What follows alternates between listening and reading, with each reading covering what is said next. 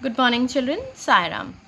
Children, in the previous presentation, we all have learnt about the quantum numbers. I've told you with the help of quantum numbers, you can get to know where the electrons are present inside the atom.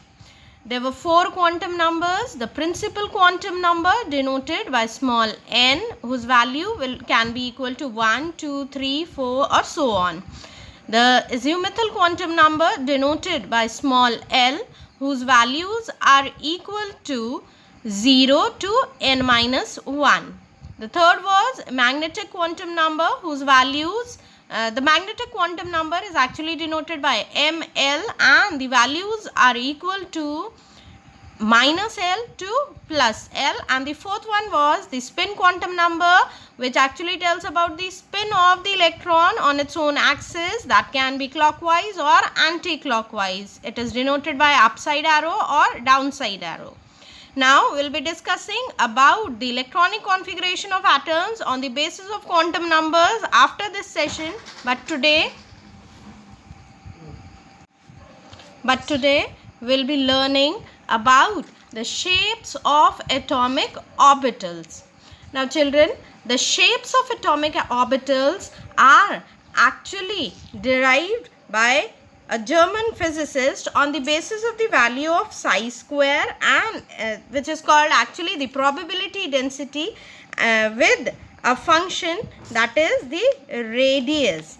Now today we will be learning about the s orbital, the p orbital and the d orbital, the shape of s, p and d orbital, actually the boundary surface diagram. Now before that, you should be knowing that the square of the wave function psi. In the previous presentation I have told you about psi. What was psi? Yes, psi is the probability of finding electron at any point. For 1s and 2s orbitals, the boundary surface diagram is like this. Now you all can see for the first one, that is for the 1s orbital, you all can see the area. Don't see the down diagram, see this diagram, the upper one. It is not clear in the picture actually. Now see, in the first one you all can see the density is more at the near the nucleus area, and as we move far from the nucleus towards the outer side, the density decreases. That is, the density of electron decreases. So you all can say the value of psi square also decreases. Now 1s orbital, the probability density is maximum at the nucleus and it decreases sharply as we move away from the nucleus. Now for 2s orbital, the 2s orbital, you all can see the probability density first decreases sharply to 0. Here in this area it decreases sharply to 0. You all can see the density is very less and then it starts increasing after reaching a small maxima up to here. From here to here, after reaching a small maxima, it decreases again and approaches 0 as the value of r further increases. After this it approaches to 0. Now children, you should know this, that the area of 0 probability density is called the nodal surface, simply called the nodes. These are the nodes where the probability density is 0. Now for 1s orbital, as you all have seen, the probability density is maximum at the nucleus and decreases sharply as we move away from the nucleus. And for 2s orbital, the probability density first decreases sharply to 0, then again start increases, reaches a maxima and then start decreasing and then approaches to 0. Now from this you all got to know, from the boundary surface diagram, the s orbital is spherical in shape. This is your s orbital. The shape of the s orbital is spherical. This is spherical in shape. 1s, this is 2s. So what is the shape of s orbital? Yes, the s orbital is spherical in shape. The second thing, the nodes. What are nodes? Nodes are the region where the probability density function reaches 0. They are simply called the nodal surface or the nodes. In general, we can calculate the number of nodes in a particular orbital. It is actually equal to n minus 1. For example, for 2s orbital, there is 1 node. For 3s orbital, there are 2 nodes and so on. Now, coming to the p orbital. You all know that p orbital corresponds to what? See, when the value of n is equal to 2, the value of L will be equal to 0 and 1. 0 corresponds to s orbital and 1 corresponds to p orbital. That means when the value of L is 1, we have p orbital. Now when the value of L is 1, the value of ml is equal to, for 0 it will be 0, for 1 it will be equal to minus 1, 0 and plus 1. See,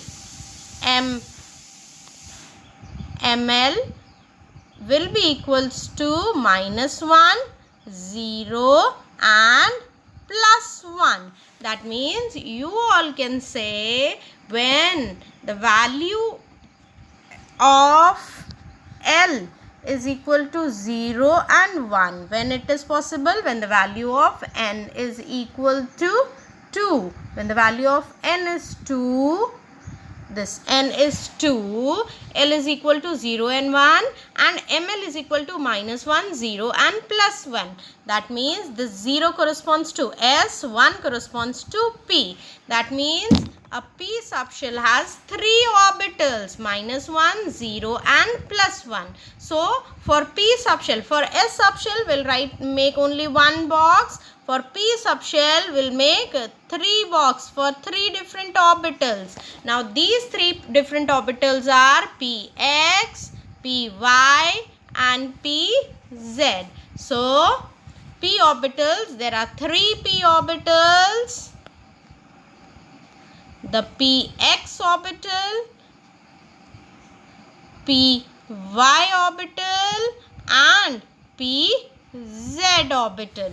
Now, the shapes of Px, Py and Pz orbitals you all can see are there on the screen. These are the boundary surface diagrams of the shapes of orbitals. Now, now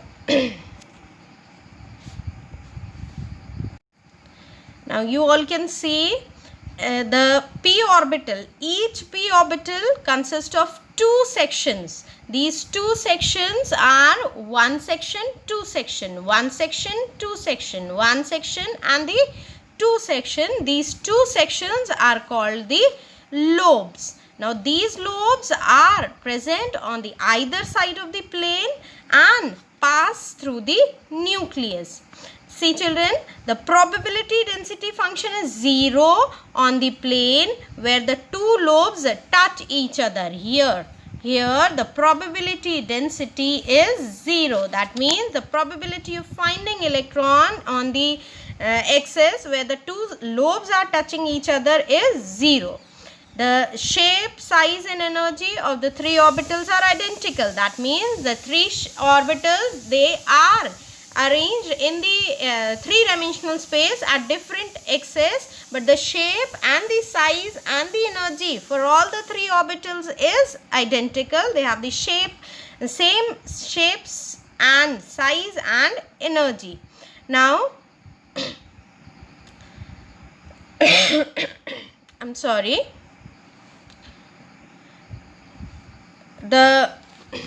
If we compare the 2p orbital, the 3p orbital, the 4p orbital, then their energies will be different. With the increase in principal quantum number, the energy of the orbital also increases. But if we are comparing the p orbitals of the same subshell, that is the same principal quantum number, that is 2px, 2py, 2pz, they all will have the same energy.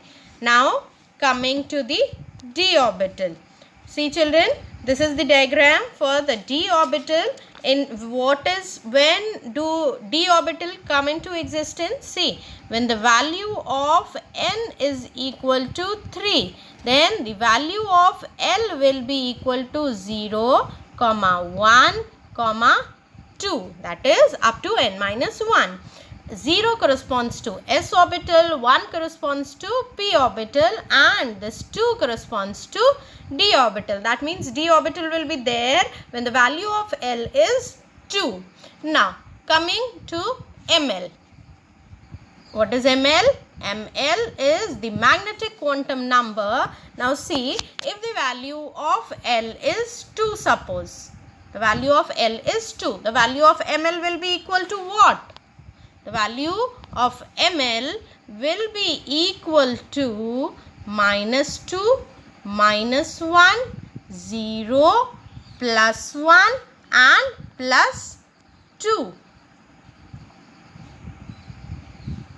Now, see children, for second subshell, for third subshell, you all can see there will be 5 different orbitals. For L is equals to 2, there will be minus 2, minus 1, 0, plus 1 and plus 2. 5 different orbitals are there, and these 5 orbitals are called the d orbitals. Now the first one among these 5 is your d x square minus y square orbital, double shape d orbital are there.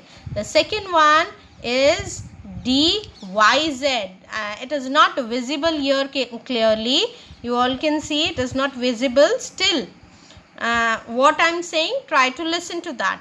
And next is dxy, dyz, dzx, dx square minus y square, and dz square. You all can see the shape of this, this and this. All 4 is same, just the shape of dz square orbital is different. For dz square orbital, you all can see that there is a ring present outside one of this doubled shape.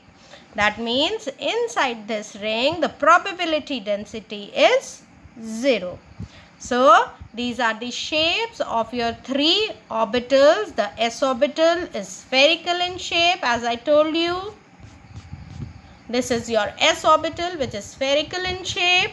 This is your p orbital, and this is your 3 p orbitals are there, px, py and pz. Next is your d orbital. 5 d orbitals are there, dxy, dyz, dzx, dx square minus y square and dz square. The shape of dz square is entirely different from rest of the d orbitals. Now children, next we have to study about the energies of orbitals. Now how can we determine the energies of orbitals? We can determine the value, the energies of orbitals on the basis of n plus L orbital.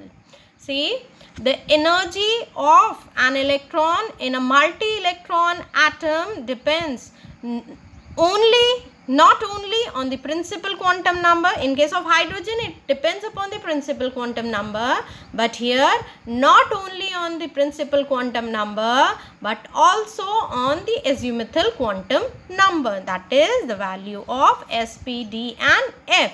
All have different energies. The lower value of n plus L for an orbital the lower will be its energy. If two orbitals have same value of n plus L, the orbital with lower value of n will have lower energy.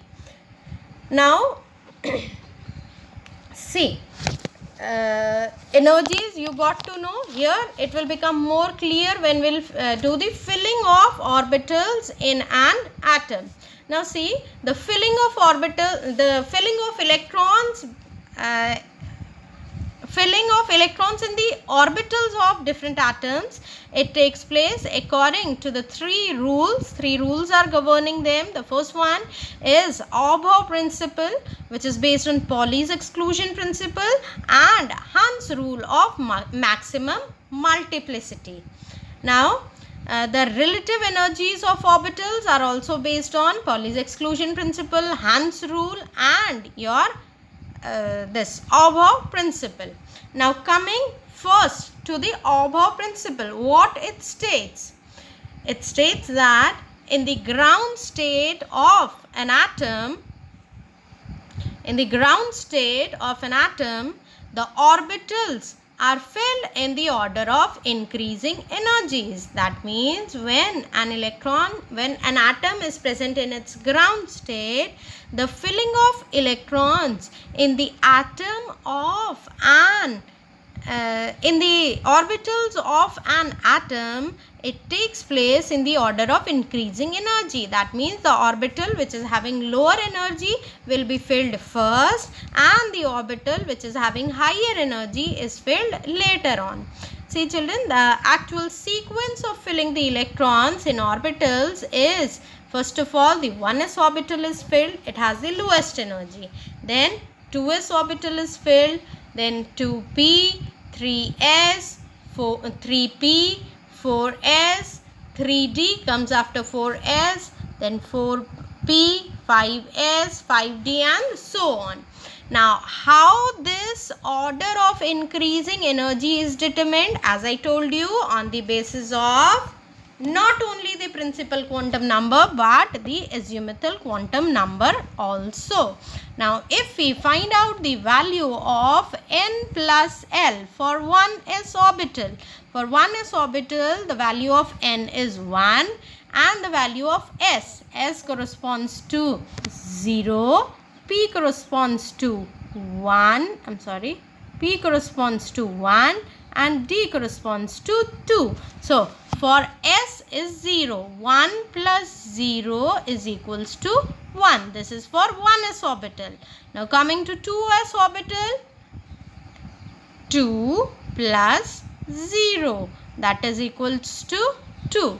Now coming to 2p orbital, it will be 2 plus p corresponds to 1. So 2 plus 1 is equals to 3. This is the order of increasing energy. The least energy is of 1s orbital, then is 2s, and then is 2p. Then is 3s. For 3s orbital, if we see, 3 plus s corresponds to 0. 3 plus 0. That is again equal to 3. Now you all can see for 2p also it is equal to 3 and for 3s also it is equal to 3. That means the energy should be same.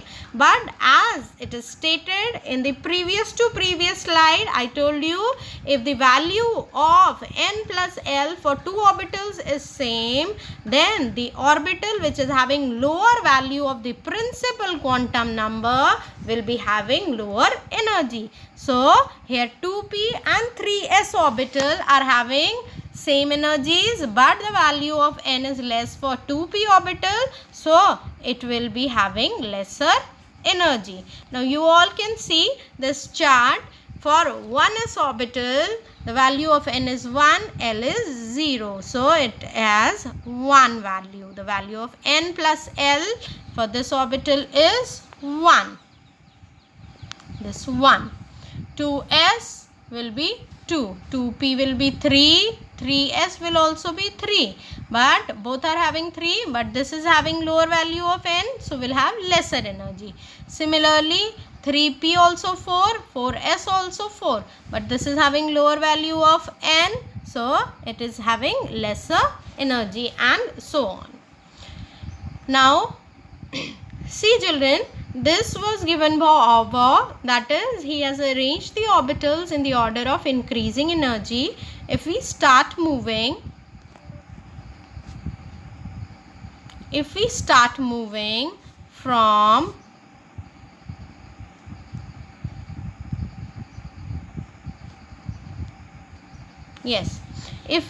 moving from 1s from here, then coming to 2s. After 1s what comes? 2s. After 2s what comes? 2p, then 3s, and then 3p, then 4s, not 3d. After 3p will come 4s, then 3d, then 4p, then after 4p not 4d, it will be 5s, then 4d, 5p, 6s, and so on. This is the way we have to move. This was all about your Auber principle. Now Auber principle is governed by Pauli's exclusion rule. Now what it states? The number of electrons filled in an orbital is restricted by the Pauli's exclusion principle. According to it, only 2 electrons may exist in the same orbital, and these 2 electrons must have opposite spin. So what Pauli's exclusion principle is saying? That in an orbital only a maximum of 2 electrons can exist, and these 2 electrons should also have opposite spin. What does it mean? This means if suppose there is s orbital, only one box you have to make, as I have told you. In that only 2 electrons can exist, that will also have opposite spin. In p orbital, you all know p subshell, 3 orbitals are there, in which 2 electrons can exist, that also of opposite spin. That means in p orbitals only 6 electrons can be accommodated. Coming to the d orbital. In the d orbital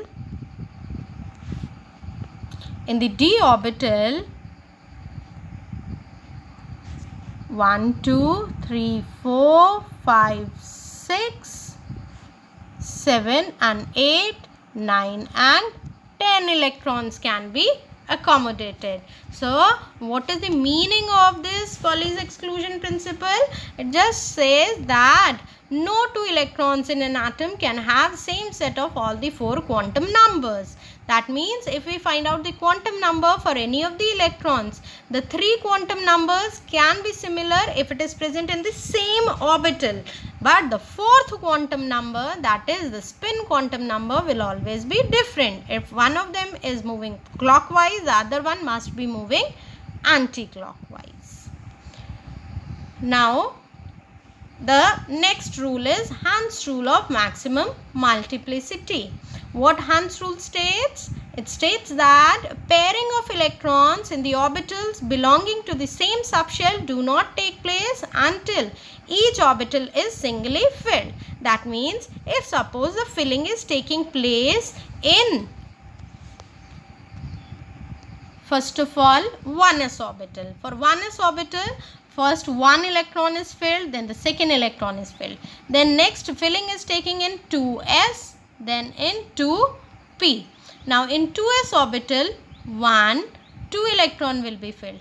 When the filling of 2p orbital is taking place, then first of all each orbital will be singly filled, and after that only pairing can take place. That means you cannot pair the electron until each orbital is singly filled. Now children, on the basis of these 3 rules, we have to learn the electronic configuration of atoms. Now the electronic configuration of atoms will be doing in the next presentation.